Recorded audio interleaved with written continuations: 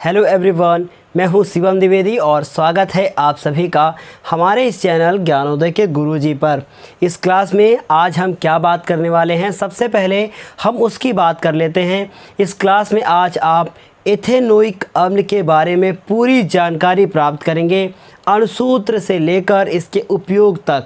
इसका मतलब आज की इस क्लास में इसकी संरचना, इसका अणुसूत्र, इसका अणुभार, इसके निर्माण की विधि, इसके भौतिक गुणधर्म, रासायनिक गुणधर्म और साथ ही साथ इसके उपयोग, इन सभी के बाद आज आपको पता चलेगा कि ये क्वेश्चन किस प्रकार से हमारे एग्ज़ाम में आता है और हमें किस प्रकार से अपने एग्ज़ाम में इसको लिखना है। इन सभी बातों के अलावा कुछ ऐसा भी होगा जो आज आपको जानने को मिलेगा, जिसके माध्यम से आप सिरके के बारे में पूरी जानकारी प्राप्त कर लेंगे। तो चलिए फिर बिना देर किए हुए क्लास को शुरू करते हैं और आपको बताते हैं कि ये एसिटिक एसिड क्या होता है। तो एसिटिक एसिड जो होता है वो प्राचीन समय से ही सिरके के रूप में जाना जाता है। सबसे पहले 1720 ईस्वी में इसकी जो खोज की थी उनका नाम था स्टाहल। स्टाहल ने 1720 ईस्वी में इसकी खोज की थी और उन्होंने अशुद्ध रूप से इसकी खोज की थी। उसके बाद 1786 ईस्वी में उनका नाम था लेवोसियर और लेवोसियर ने इसकी खोज की थी शुद्ध रूप से। अशुद्ध रूप से किसने खोज की थी? स्टाहल ने खोज की थी। फिर उसके बाद 1786 में इसकी खोज किसने कर दी? लेवोसियर ने कर दी। उसके बाद फिर आए थे कोल्बे। कोल्बे ने क्या किया था कि इसकी जो खोज की थी, किसने की थी? दोबारा वाली जो उन्होंने की थी लेवोसियर ने। तो जो कोल्बे आए थे, इन्होंने क्या किया कि सारे इनमें जो हमारे एसिटिक एसिड में अन्य पदार्थ मिले हुए थे उसको उन्होंने गायब कर दिया, संश्लेषित कर दिया। और उसका संश्लेषण किसने किया था? कोल्बे ने किया था। तो आप ये याद रखिएगा कि इसका श्रेय स्टाहल को जाता है, स्टाहल के बाद लेवोसियर को जाता है, लेवोसियर के बाद कोल्बे आए थे। तो ये तीन हो गए, तीनों ने मिलकर एक जो है एसिटिक एसिड को अच्छा रूप प्रदान किया था। तो ये सब तो बातें हो गई सिंपल। अब एग्ज़ाम में आपको कैसे लिखना है, कैसे आता है। एग्ज़ाम में पूछा जाता है सिरका क्या होता है और इसका रासायनिक सूत्र क्या होगा। तो आपको लिखना क्या है कि 10% एसिटिक एसिड का जो जलीय विलयन होता है उसे सिरका कहते हैं। अब ये 10% एसिटिक एसिड का जलीय विलयन क्या है, तो आपको ऐसे समझना है कि मान लीजिए आपसे कहा गया कि 100 बूंदें लेकर आपको कोई विलयन बनाना है, तो आप उसमें 10 बूंदें एसिटिक एसिड की ले लीजिए और 90 बूंदें किसकी? पानी के ले लीजिए और उसके बाद दोनों को आपस में मिला दीजिए। तो आप कह सकते हैं कि 10% एसिटिक एसिड का जलीय विलयन बन गया है। और ये 10% एसिटिक एसिड का जलीय विलयन जो होगा इसे ही हम लोग क्या कहते हैं? सिरका कहते हैं। तो आप समझ गए होंगे कि सिरका किस प्रकार बनता है। 6 से 10% जो है एसिटिक एसिड का जलीय विलयन सिरका कहलाता है। और जो फॉर्मूला सिरके का होगा वही फॉर्मूला एसिटिक एसिड का होगा, क्योंकि होता यह है कि जो सिरका होता है वो वास्तव में एसिटिक एसिड ही होता है, लेकिन बस इतना फ़र्क होता है कि उसकी मात्रा उसमें कम होती है। मतलब एसिटिक एसिड की मात्रा सिरके में कम होती है। तो फार्मूला तो सेम ही होगा। अब बात करें कि इसका फार्मूला क्या होता है। इसका जो फार्मूला होता है वो होता है CH3COOH। आपको एग्ज़ाम में ऐसे ही लिखना है कि CH3COOH। इससे ये पता चलता है कि आगे वाला इसमें एक समूह मेथिल का जुड़ा हुआ है और पीछे ये जो समूह जुड़ा है ये कार्बोक्सिलिक समूह है। ऐसा आप पहले भी पढ़ चुके हैं कि कार्बोक्सिलिक समूह ये पीछे वाला हो गया और ये मेथिल समूह आगे वाला हो गया।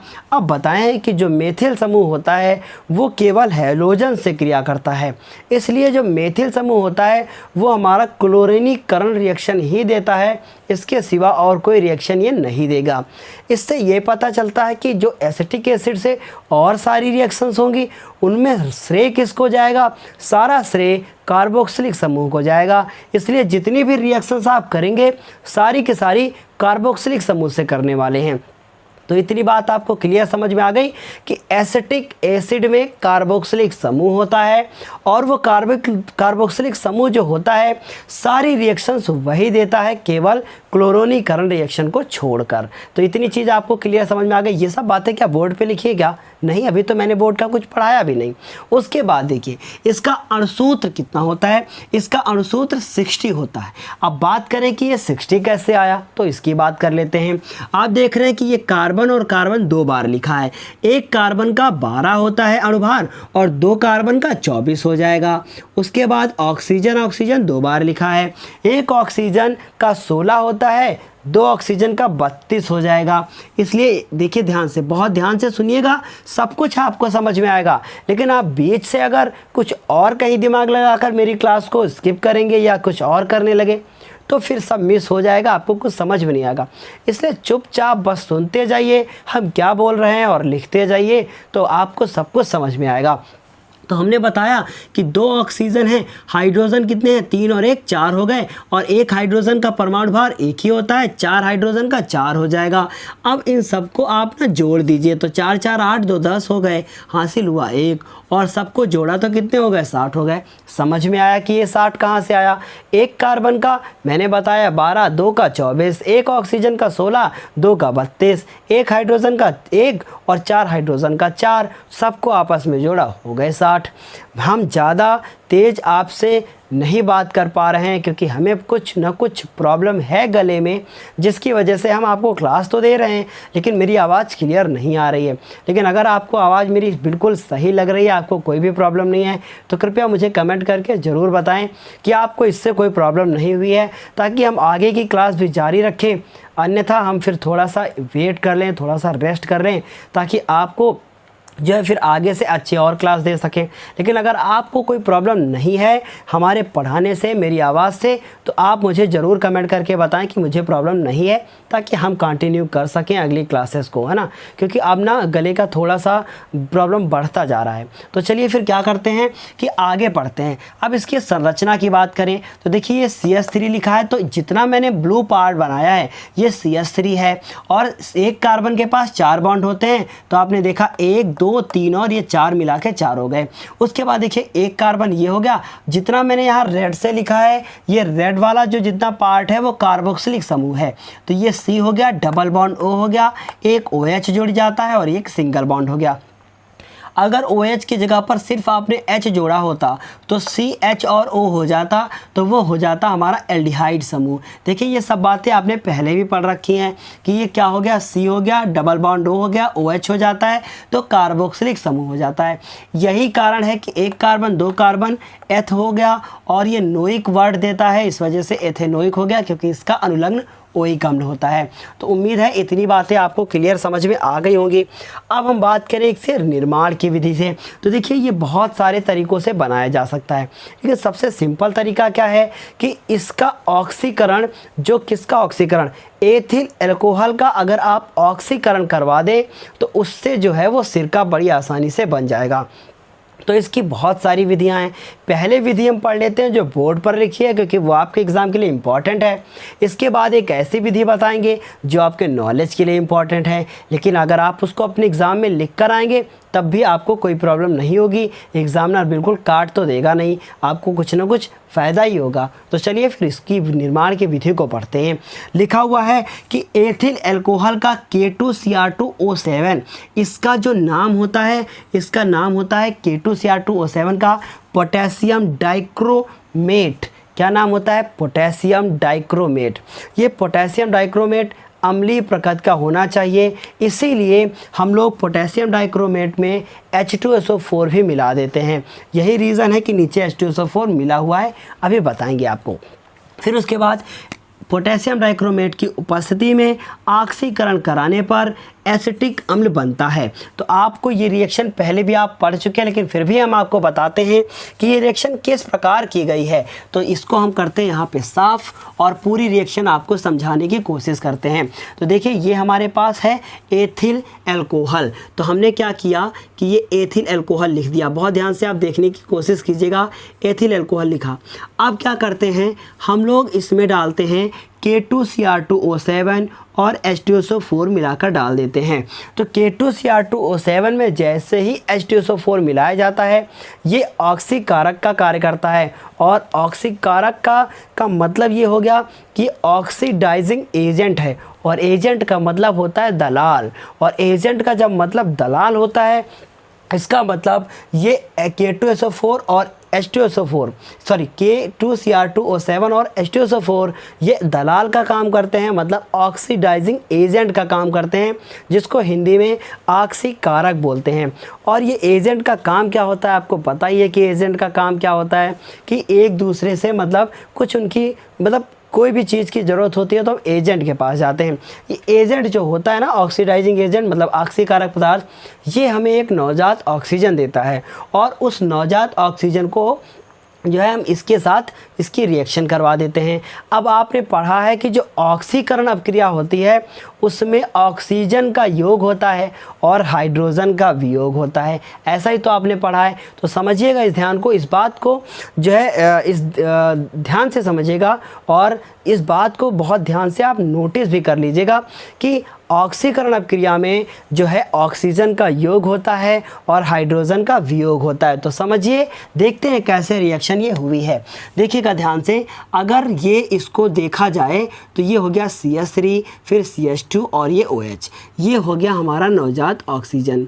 अब ये ऑक्सीडाइजिंग जो है मतलब यहाँ पे अगर आप देखें तो इसको हम इसकी रिएक्शन करवाते हैं। देखिए क्या होगा, CH3 होगा, CH3 लिख दिया हमने, फिर उसके बाद C होगा, हमने C लिख दिया। यहाँ से हम 2 हाइड्रोजन निकाल लेते हैं, और 2 हाइड्रोजन और ऑक्सीजन दोनों मिलकर क्या बन गए, पानी। मतलब इससे क्या पता चला कि ये हाइड्रोजन का वियोग भी हो गया यहाँ से, और उसके बाद ऑक्सीजन का योग भी हो गया। लेकिन यहाँ बचा C, ये वाला H और O, तो बन गया CHO। आप COH मत लिखिएगा, क्या बन गया, CHO। आपको पता है कि जो ये CHO बना है इसे हम लोग क्या कहते हैं, अगर इसका IUPAC नाम देखा जाए तो 2 कार्बन है, CHO समूह है, मतलब ये एथेनल है, लेकिन इसका साधारण नाम एसिटल्डिहाइड होता है, इसलिए आप इसको एसिटल्डिहाइड लिख सकते हैं। मैंने सब नीचे लिख दिया, यहाँ से नोट कीजिएगा, हम आपको बस वहाँ समझा रहे हैं। तो क्या हुआ, हम लोग बना तो कुछ और रहे थे और बन गया कुछ और, लेकिन हमने आपको बताया था कि ये जो एसिटल्डिहाइड होता है फिर से रिएक्शन करता है किसके साथ, ये फिर से रिएक्शन करेगा, जो हमारा CHO होगा, इसमें फिर से नवजात ऑक्सीजन मिल दिया जाएगा, और इस बार फिर से ऑक्सीकरण होगा। और आपने पढ़ा है कि जब ऑक्सीकरण होता है तो ऑक्सीजन का योग होता है। अब ये ऑक्सीजन कहाँ से आया था, उस दलाल के पास से आया था, मतलब ऑक्सीडाइजिंग एजेंट के पास से आया था, जिसको हिंदी में ऑक्सीकारक कहते हैं। तो इस तरीके से इस दलाल ने फिर इसके साथ जुड़ने की कोशिश की, तो ये हो गया CH3, फिर उसके बाद COOH हो गया। तो 2 बार ऑक्सीकरण होता है, पहली बार ऑक्सीकरण होगा तो एल्डिहाइड बनेगा, एल्डिहाइड के बाद दोबारा ऑक्सीकरण होगा तो अम्ल बनेगा। आप एक चीज़ याद कर लीजिए कि एल्कोहल के ऑक्सीकरण से एल्डिहाइड बनता है, लिख लीजिएगा एल्कोहल एरो एल्डिहाइड, फिर एरो लगा दीजिएगा। मैंने पिछली क्लास में बताया भी था 1-2 क्लास पहले कि इस तरह से लिखा जा सकता है। तो एल्कोहल से क्या बनता है, एल्डिहाइड बनता है, और एल्डिहाइड से क्या बनता है, एल्डिहाइड से एल्कोहल बनता है, दोनों में ऑक्सीकरण होता है। तो आप देख रहे हैं कि ये ऑक्सीकरण हुआ और ये बन गया हमारा एसिटिक एसिड। तो ये तो हमने आपको नीचे पूरा लिखकर बता दिया था। अब हम बात करें कि ये दूसरी तरह से कैसे बनाया जा सकता है। तो देखिए, एक जो है अगर हम लोग इसका ऑक्सीकरण किसी दूसरी तरीके से करवाएं, मतलब CH3, CH2 और OH, इतने को एथिल और इसको अल्कोहल बोलेंगे। अब उसके बाद इसकी रिएक्शन हम किसी दूसरे तरीके से करवाएं, अब हम इसको ना वायु में खुला छोड़ देते हैं, और अगर एथिल अल्कोहल को आप वायु में खुला छोड़ देंगे तो माइकोडर्मा, बहुत ध्यान से मेरी बात को सुनिएगा, माइकोडर्मा, ये सब चीज़ें आपको नॉलेज के लिए आपके नॉलेज के लिए बहुत ज़्यादा ज़रूरी हैं। माइकोडर्मा ACT ये एक प्रकार की बैक्टीरिया होती है, और जब एथिल एल्कोहल को आप खुले में छोड़ देंगे, मान लीजिए आप एथिल एल्कोहल मतलब शराब को लेकर आते हैं और उसे आपने वायु में खुला छोड़ दिया है, तो कुछ समय बाद उसका ऑक्सीकरण हो जाएगा और ऑक्सीकरण होने के बाद वो चेंज हो जाएगी किसमें, सिरके के रूप में चेंज हो जाएगी। इसीलिए देखा होगा आपने कि गन्ने का जो सिरका बनता है तो पहले वो एल्कोहल के रूप में चेंज होता है क्योंकि उसका स्वाद बहुत गंदा होता है, अजीब सी स्मेल आती है उसमें। तो ये माइकोडर्मा एसिटी क्या है, ये एक प्रकार की बैक्टीरिया है जो क्या होती है, इस एल्कोहल के से अपना पेट भरने के लिए ये जाती है एल्कोहल के पास। सोच लीजिए, माइकोडर्मा एसिटी नामक एक बैक्टीरिया एल्कोहल पीने जाती है और जब वो एल्कोहल पीने जाती है तो एल्कोहल में घुल जाती है और जैसे ही एल्कोहल में घुलती है उसका ऑक्सीकरण, ये ऑक्सीजन कहाँ से आया, वायु में खुला छोड़ा है और वायु में खुला छोड़ेंगे तो ऑक्सीजन से रिएक्शन होगी। अब ये दोनों मिलकर जानते हो क्या बनाते हैं, ये बना देंगे एसिटिक एसिड मतलब सिरका बना देंगे। तो ये भी आ सकता है आपके एग्ज़ाम में, लेकिन बहुत कम पूछा जाता है, नॉलेज के लिए बहुत ज़्यादा ज़रूरी है। क्या हुआ कि एथिल एल्कोहल है, वायु में खुला छोड़ा, माइकोडर्मा एसिटी नामक एक बैक्टीरिया ने इससे रिएक्शन की और क्या बन गया हमारा एसिटिक एसिड CH3COOH। तो अब इसको अगर हम बैलेंस करें तो देखिएगा बहुत ध्यान से, बैलेंस कैसे होगा, यहाँ से 2 हाइड्रोजन निकलेंगे, एक ऑक्सीजन तो इसमें जुड़ चुका है, एक यहाँ से ऑक्सीजन बच जाएगा, मतलब वो वाटर बनाकर निकल जाएगा। तो इस तरीके से एसिटिक एसिड कैसे बना, आपने कहा कि वायु में खुला छोड़ेंगे, माइकोडर्मा एसिडी नामक एक बैक्टीरिया होगी जो क्या करेगी, वो बैक्टीरिया ही आपके एथिल एल्कोहल को चेंज कर देगी किसमें, एसिटिक एसिड में चेंज कर देगी। तो इस तरीके से आपने निर्माण की विधि पढ़ ली जिसमें से आपके एग्ज़ाम में ये बार बार पूछी जाती है कि एथिल एल्कोहल का ऑक्सीकरण करने पे क्या होता है। ये सब बातें एनसीईआरटी बुक में बिल्कुल भी नहीं लिखी हैं, इसलिए आप इनको बहुत अच्छे से जैसे मैंने बोर्ड पर लिखा है यदि आप ऐसे ही तैयार कर लें तो हम दावा करते हैं कि आपके एग्ज़ाम में ये 7 नंबर का क्वेश्चन ज़रूर मिल सकता है। अब हम बात करें इनके भौतिक गुणों की, तो सबसे बड़ा इसका जो भौतिक गुण है कि यह जल से बहुत ज़्यादा भारी है और इसमें आपको मिलेगा कि ये संक्षारक प्रकृति का होता है। आपने जब एसिड की जो आपने कुछ गुण पढ़े थे एसिड के, उनमें आपने पढ़ा था कि एक एसिड जो होता है वो संक्षारक प्रकृति का होता है, क्योंकि अगर एसिटिक एसिड को सिरका कहते हैं तो उसी सिरके से अचार बनाया जाता है और जब सिरके से अचार बनाया जाता है तो इसका मतलब सिरका जो होता है वो संक्षारक प्रकृति का होता है। इतनी बात तो आपको क्लियर समझ में आ ही गई होगी। उसके बाद ये जल से बहुत ज़्यादा भारी होता है और संक्षारक प्रकृति का होता है। जल और कार्बनिक विलायकों में ये विलय होता है, मतलब ये पानी में पूरी तरीके से घुल जाता है। उसके बाद इसका जो क्वथनांक होता है ना वो 118 डिग्री सेल्सियस होता है। इसका मतलब क्या है कि पानी का क्वथनांक तो 100 होता है लेकिन इसका क्वथनांक 118 डिग्री सेल्सियस होता है। इसका मतलब ये देर में उबलता है, लेकिन देर में उबलने के साथ साथ इसमें एक और गुण होता है, पानी जमता है आपका 4 डिग्री सेंटीग्रेड पे। याद रखिएगा, पानी जमना शुरू हो जाता है 4 ही डिग्री सेंटीग्रेड पे। वो अलग बात है कि 0 पे वो बिल्कुल ठोस हो जाता है, लेकिन जमने लगता है वो 4 डिग्री सेंटीग्रेड पर ही। इसका मतलब ये जो है ना 16.5 डिग्री सेल्सियस पर ऐसा जम जाता है जैसे बर्फ़ की तरह बिल्कुल हो जाता है। जैसे बर्फ़ होती है ना बिल्कुल कठोर हो जाती है, वैसे ही अगर टेम्परेचर 16.5 डिग्री हो तो ये जो सिरका है ना ये पूरी तरीके से जम जाता है। तो समझ गए आप कि सिरके के, अगर आप सिरके को अपने रेफ्रिजरेटर में रख दें, फ्रिज के अंदर रख दें, तो वो पूरी तरीके से जम सकता है। तो चलिए फिर करके देखिएगा आप इसको कि रेफ्रिजरेटर में आप इसको रखिएगा और देखिए कि ये जमता है कि नहीं जमता है, फिर मुझे बताइएगा कमेंट करके। तो अब इसका क्वथनांक 118 डिग्री सेल्सियस होता है और हिमांक कितना होता है, हिमांक का मतलब जमने वाला अंक, मतलब हिम के बनने वाला अंक। हिम मतलब क्या होता है, बर्फ़ होता है।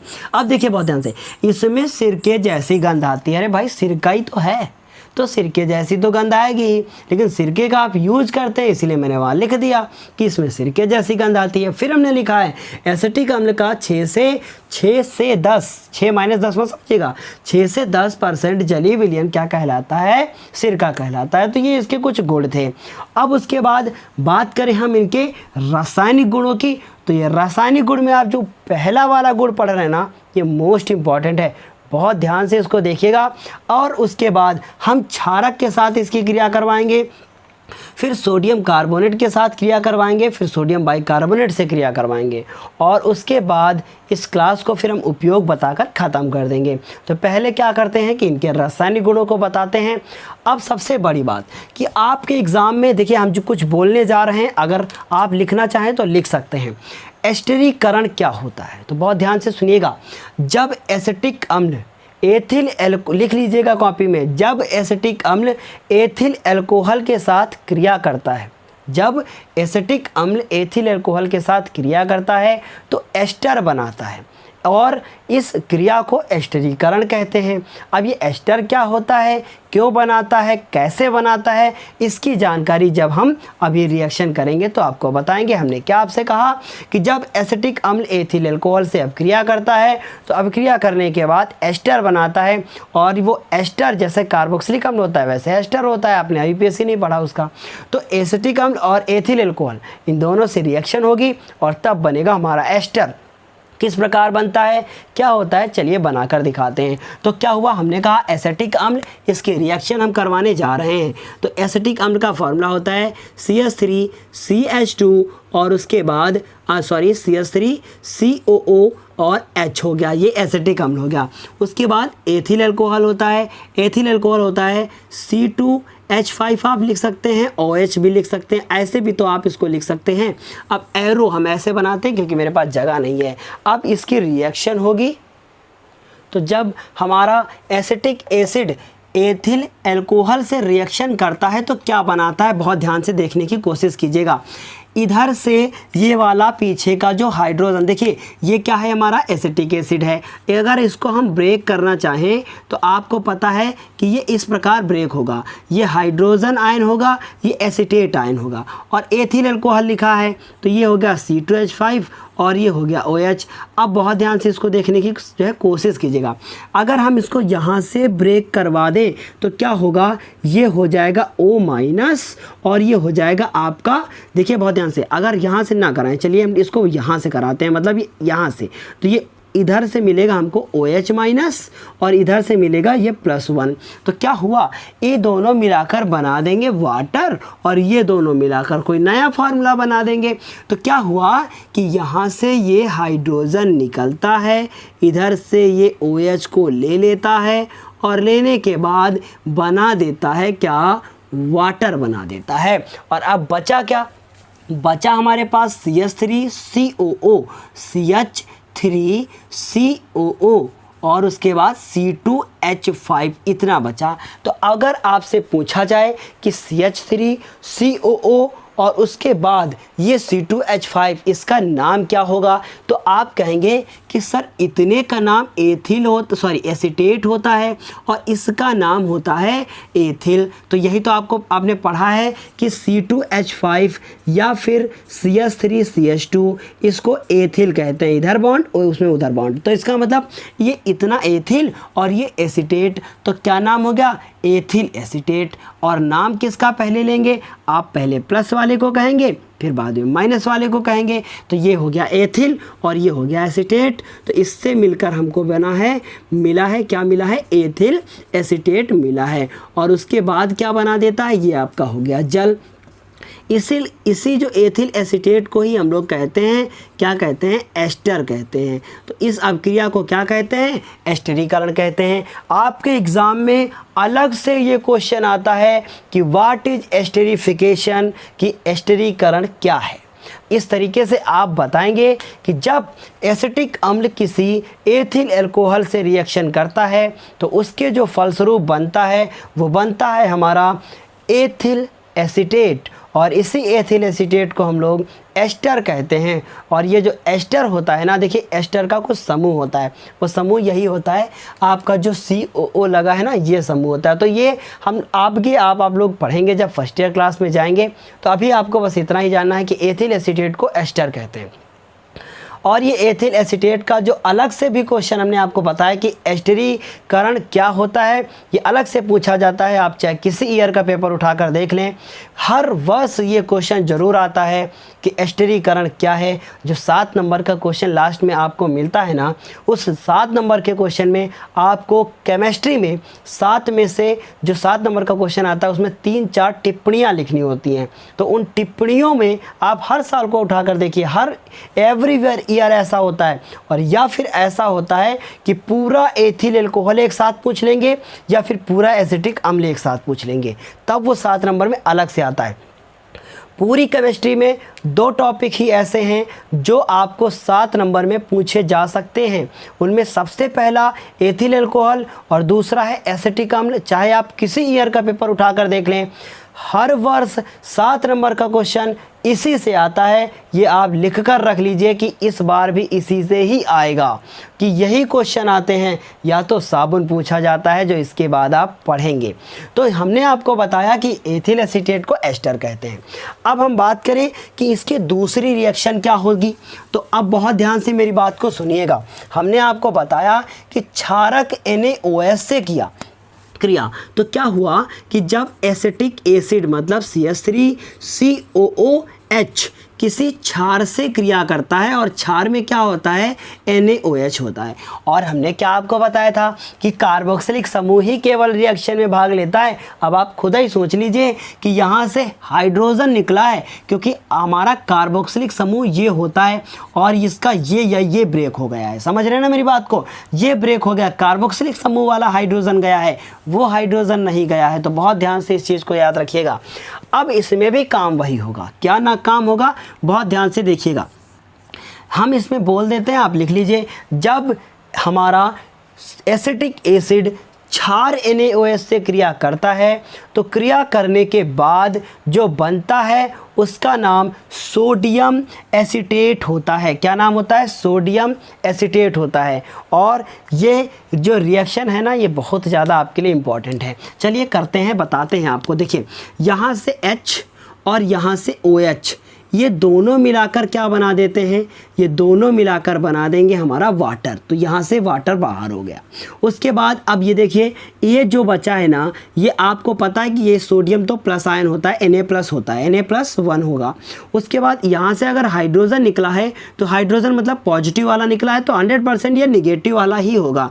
तो ये निगेटिव और ये पॉजिटिव दोनों जाते हैं जुड़ और बनते हैं हमारे CH3COO, और उसके बाद क्या बनता है, Na बनता है। क्या इतनी चीज़ कंफर्म हो गई कि ये क्या बना, इतने को एसीटेट कहेंगे और इतने का नाम सोडियम होगा, मतलब इससे बन मिलेगा हमको सोडियम एसीटेट मिलेगा।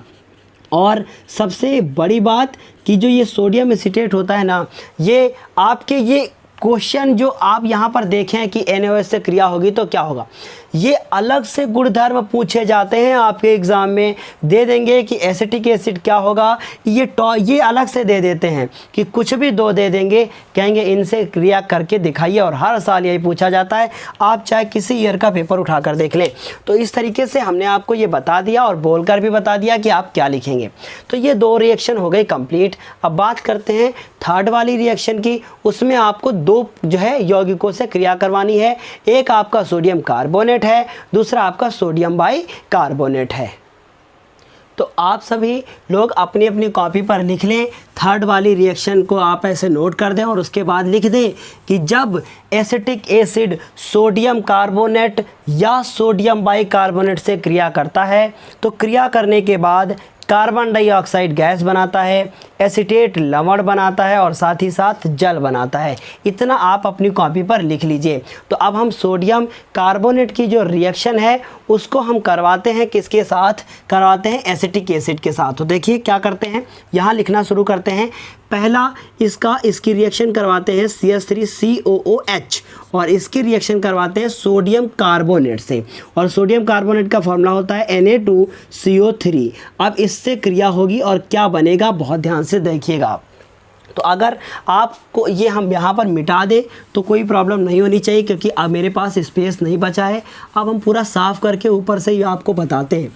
हम रिएक्शन किससे करवाएंगे, सोडियम कार्बोनेट से करवाएंगे। किसकी रिएक्शन, CH3COOH की रिएक्शन सोडियम कार्बोनेट से, और सोडियम कार्बोनेट का फॉर्मूला Na2CO3 होता है। ऐसा आप सब नीचे लिख लीजिएगा। अगर आपको कोई फार्मूले में प्रॉब्लम है तो ज़रूर हमसे पूछेगा।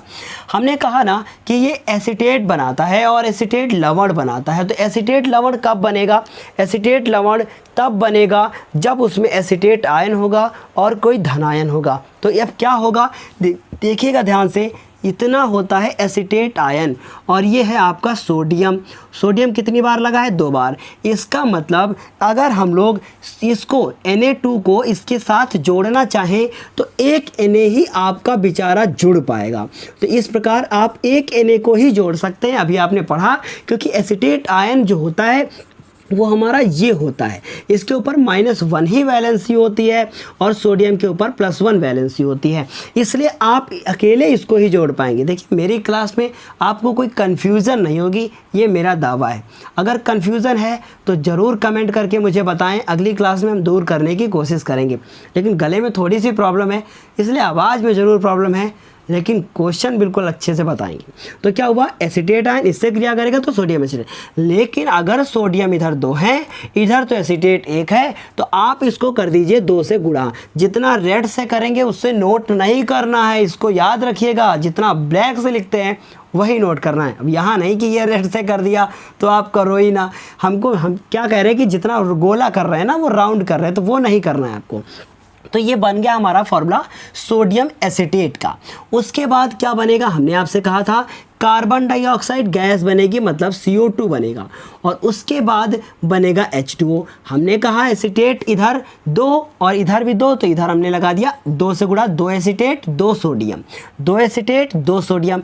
अब यहाँ से आप देखें तो यहाँ से 2 H2 मिल रहे हैं हमको, मतलब H2 मिल रहा है। उसके बाद यहाँ से अगर देखें तो एक ऑक्सीजन अगर चुपके से इससे ले लिया जाए तो H2O बन गया, और CO2 यहाँ बचा तो CO2 हो गया। समझ रहे बात को हमारी, क्या हुआ, इसका नाम क्या होगा, इसका नाम होगा सोडियम एसीटेट।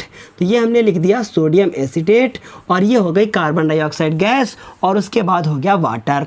अब ये तो हो गया, हमने किससे क्रिया करवा दी, सोडियम कार्बोनेट से हमने क्रिया करवा दी। आप अच्छे से अपनी कॉपी पे लिख लीजिएगा, आपको किसी भी नोट्स की ज़रूरत नहीं पड़ेगी, लेकिन हम नोट्स डिस्क्रिप्शन में आपको दे देंगे। अगर आपको कोई वर्ड में प्रॉब्लम है तो आप पूछ सकते हैं। उसके बाद अब इसकी रिएक्शन हम लोग सोडियम बाइकार्बोनेट से करवाते हैं। तो हमने लिखा CH3COOH, और इस बार हम रिएक्शन करवा रहे हैं सोडियम बाइकार्बोनेट या सोडियम हाइड्रोजन कार्बोनेट भी इसका नाम होता है। अब देखिएगा बहुत ध्यान से, हमने कहा था ना कि यहाँ पे 2 Na है, इसलिए हमको यहाँ पे 2 एसीटेट आयन लाने पड़े, लेकिन यहाँ तो एक ही Na है। इसका मतलब हमें 2 एसीटेट आयन नहीं लाने पड़ेंगे, एक में ही मेरा काम चल जाएगा। तो हमने इसको इसके साथ जोड़ दिया, तो ये क्या बना, अब रेड से ना लिखे, नहीं तो आप लोग उसको ही छोड़ देंगे लिखना। तो CH3COO और उसके बाद हमने Na कर दिया, कोई प्रॉब्लम।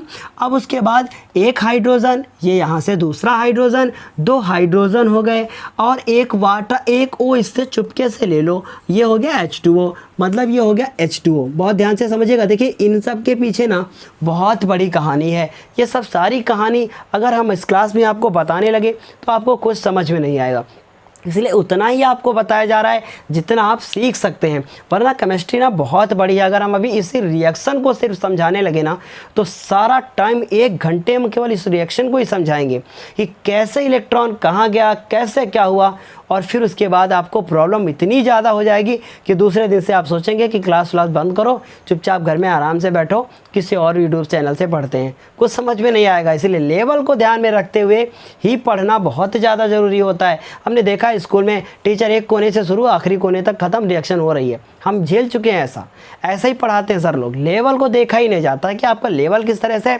और कितना सफिशिएंट है आपके लिए पढ़ना। हम आपको उतना ही पढ़ाएंगे जितना आपके एग्ज़ाम में पूछा जाएगा। ज़्यादा पढ़कर अभी आप क्या करेंगे, आपको चाहिए अच्छे से अच्छे नंबर। और मेरे साथ जुड़े रहकर दावा है मेरा, एग्ज़ाम होने के बाद अगर आपने मुझे कमेंट करके नहीं कहा कि सर आपका पढ़ाया हुआ ही सब कुछ आया, तो हम अपना चैनल ही बंद कर देंगे, इतना आप जान लीजिए। क्योंकि इस चैनल पर जितना हम आपको पढ़ाएंगे, इसके अलावा कुछ भी अगर आ जाए तो आप जो कहेंगे मुझसे वो हम आपके लिए करने के लिए तैयार हैं। और आप खुद ही देखना, एक दिन आप कमेंट करके मुझसे बोलोगे कि आपका पढ़ाया हुआ इस मेरे मतलब जो मैंने आपको पढ़ाया है वो सब आपके एग्ज़ाम में आया है। कोई क्वेश्चन ऐसा नहीं होगा जो हमने आपको ना पढ़ाया हो, सब कुछ आपके एग्ज़ाम में आएगा। बस जुड़े रहें हमारे साथ और डेली का डेली आप वीडियो देखें। देखिए हमें बोलने में बहुत ज़्यादा प्रॉब्लम हो रही क्योंकि हम बहुत ज़्यादा मुंह खोलकर नहीं बोल पा रहे, अगर यहाँ पे बहुत ज़्यादा दर्द होने लगता है। तो देखिए क्या, ये सोडियम एसीटेट हुआ, उसके बाद 2 हाइड्रोजन एक चुपके से ले लिया तो बन गया H2O, एक CO2 बच जाता है। इसका मतलब यहाँ हो गया आपका CO2। आपको इसका नाम भी क्या लिखना है, सोडियम एसीटेट ही लिखना है। ये तो आपको पता ही है कि कार्बन डाइऑक्साइड गैस होती है जो हम लोग छोड़ देते हैं। छोड़ देने का मतलब जब ऑक्सीजन लेते हैं कार्बन डाइऑक्साइड छोड़ देते हैं। और ये हो गया हमारा वाटर जिसको हम लोग पी लेते हैं, वो H2O हो गया। इतनी चीज़ क्लियर हो गई। तो अब ये आपकी इतनी रिएक्शंस क्लियर हो गई। आपने इस पूरी क्लास में टोटल 3 में से 3 रिएक्शन थी और एक में 2 थी, मतलब आपने 4 रिएक्शन आपने पढ़ी है। ये चारों आपके एग्ज़ाम के लिए बहुत ज़्यादा इंपॉर्टेंट है। अब हम बात करें इसके उपयोग की, तो सबसे पहला उपयोग कि इसका उपयोग सिरका बनाने में होता है। सबको पता है कि सिरका बनाने में इसका उपयोग होता है। ये वास्तव में सिरका नहीं होता है, सिरका बनाने में उपयोग होता है। एसिटिक एसिड की थोड़ी सी बूंदें डाल देते हैं। उसके बाद देखिए रंग उद्योग, कागज़ उद्योग, रेशम उद्योग में इनका बहुत बड़ा यूज होता है। उसके बाद रबड़ के स्कंदन, ये स्कंदन वर्ड का मतलब होता है जमना, है ना, इसको कोगुलेशन बोलते हैं। तो ये जो होता है स्कंदन, इसको मतलब किसी चीज़ को जमाना, जैसे रबड़ को जब जमाना होता है ना, तो ये इसका यूज़ कर लेते हैं। ये एसिड है और उसमें काम आ जाता है। उसके बाद है हमारा सबसे जो लास्ट पॉइंट है वो प्रयोगशाला में अभिकर्मक के रूप में। अभी चौथा नहीं बताया, हम बताएंगे। तो प्रयोगशाला में अभिकर्मक के रूप में, अब ये प्रयोगशाला में अभिकर्मक क्या है, अगर आपको कोई भी उपयोग याद ना रहा हो तो आप ये वाला उपयोग सब में लिख सकते हैं, क्योंकि प्रयोगशाला में सब कुछ अवेलेबल होता है, इसलिए ये पॉइंट सब में आप लिख सकते हैं कि प्रयोगशाला में अभिकर्मक के रूप में। अब बात करें कि EDTA क्या है। देखिए आपको फर्स्ट ईयर क्लास में EDTA एक पूरा टॉपिक ही पढ़ना है।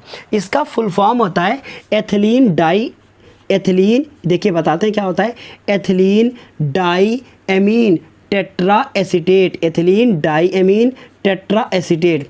इसकी बहुत बड़ी स्ट्रक्चर होती है और वो स्ट्रक्चर जो होती है वो आपको नहीं सीखना है, ठीक है। तो इसलिए अब इस क्लास को हम करेंगे समाप्त। लेकिन अगर आपकी इच्छा ज़रूर हो रही है कि EDTA की सर एक बार स्ट्रक्चर बना के दिखा दीजिए ना प्लीज़, तो हम दिखाई देते हैं, क्योंकि हमें पता है ये भावना अंदर से आ रही होगी कि सर एक बार दिखाई दो। क्या फ़ायदा, कॉपी पे नहीं नोट करेंगे तो बता देना कि EDTA की स्ट्रक्चर क्या होती है। देखिए ज़रा ध्यान से, हमने कहा ethylene diamine tetraacetate. Ethylene में कितने कार्बन होंगे, 2 कार्बन, तो ये CH2। उसके बाद हमने देखिए क्या किया, सिंगल बॉन्ड लगाया। और ये एथिलीन का मतलब डबल बॉन्ड लगा के, इन मत समझिएगा, बहुत ध्यान से इसको देखिए, ऐसे किया। उसके बाद एमीन लगा दिया और ये हो गया ऐसे एमीन, तो ये हो गया NH2 लगा दिया। लेकिन अब हमें इसमें क्या जोड़ना है, एसीटेट जोड़ना, और कितने बार, 4 बार। तो ऐसे बॉन्ड, उसके बाद ये CH3 COO और माइनस। लेकिन अगर CH3 कर दोगे तो ये गलत हो जाएगा, हमें CH2 करना है, बॉन्ड फेल हो जाएगा। तो ये सब चीज़ें पढ़ना है आपको, आगे चल के पढ़ना है। तो अभी आपको ज़्यादा इसमें ध्यान नहीं देना है। तो देखिए क्या हुआ, अब ये हाइड्रोजन का बैलेंस नहीं हो रहा था तो हमने एक कम कर दिया, यहाँ से भी एक कम कर दिया, इधर बॉन्ड लगा दिया, इधर बॉन्ड लगा दिया। ये भी आपका एसीटेट आयन हो गया, तो इसे आप ऐसे लिख सकते हैं CH2। देखिए मेरे पास जगह नहीं है, उसी को एक बार ऐसे लिखना है और ऐसे बॉक्स में बंद कर देना है। एसीटेट में ये हो गया, ये एसीटेट एसिटेट आपने पढ़ा है CH3, लेकिन यहाँ CH2 लगा है, वो बैलेंस करने के लिए सिर्फ था। जैसे कि आपका नाम होता है ना CH3Cl, क्या होता है क्लोरोमेथेन, तो आप कहते सर मेथेन में तो 4 होते हैं, तो यहाँ तो 3 ही है, तो गलत हो जाएगा ना। लेकिन करना क्या है, आपने पढ़ा है कि एक कार्बन होगा ना तो उसको मेथेन कहेंगे, हम लोग मेथ वर्ड का यूज़ करेंगे। इसी प्रकार अगर एसीटेट की बात करें तो एसीटेट आयन ये होता है, लेकिन अगर हम मुझे इधर से किसी को जोड़ना है तो ये तो गायब हो गया, लेकिन अगर मुझे इधर भी किसी को जोड़ना है तो एक हाइड्रोजन कम कर दो, जिसको मन हो जोड़ लो। समझ में आ रही ना बात, तो इसलिए ऐसे को करते हैं। अब ये EDTA आखिर होता क्या है, इसकी तो ये बहुत ज़्यादा ज़रूरत है आपको जानने की। EDTA जो होता है ये बहुत बड़ा रोल है इसका हमारे भोज्य पदार्थों में। तो जो भोज्य पदार्थ होते हैं उनको ख़राब होने से बचाने के लिए EDTA का उपयोग करते हैं, और बहुत सारे रोल हैं। ये बैक्टीरिया को ना नष्ट करता है, इतना जान लीजिए आप। इसलिए इसका यूज सबसे बड़ा है प्रिजर्वेशन में, मतलब किसी भी चीज़ को प्रिजर्व करने में। इसका मतलब क्या हुआ कि किसी भी चीज़ को परिरक्षित करने में। तो ऐसा आप लिख सकते हैं कि EDTA के निर्माण में, और EDTA एक क्या होता है, परिरक्षक होता है, और परिरक्षक जो होता है वो हमारे भोज्य पदार्थ को ख़राब होने से बचाता है। ऐसे आप लिख सकते हैं अपनी कॉपी में। और लास्ट वाला तो मैंने आपको बता ही दिया। तो इस तरीके से पूरा एसिटिक एसिड आपने पढ़ लिया है, और ये एसिटिक एसिड जो पूरा आपने पढ़ लिया है इसे बहुत अच्छे से तैयार कीजिएगा, ताकि अपने एग्ज़ाम में आप बहुत अच्छा लिख सकें और अच्छे से अच्छे नंबर पा सकें। तो चलिए फिर हम अपनी क्लास को करेंगे समाप्त।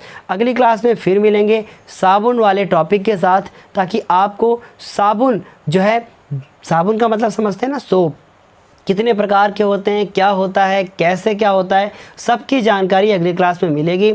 और उसके बाद पूरा ये चैप्टर कंप्लीट हो जाएगा। मतलब एक क्लास दूर है हम अपने चैप्टर को समाप्त करने से। तो जल्दी ही उसका भी वीडियो आएगा, थोड़ा सा टाइम ज़रूर लगेगा क्योंकि वो साबुन बहुत बड़ा टॉपिक है, लेकिन हम कोशिश करेंगे कि कल ही उसका वीडियो आप लोगों के लिए लेकर आएँ और साबुन के साथ इस चैप्टर का अंत करें। तो चलिए फिर अब अंत करें हम इस अपनी क्लास का, और आपसे मिलते हैं अगली क्लास में। तब तक के लिए बाय बाय, गुड नाइट।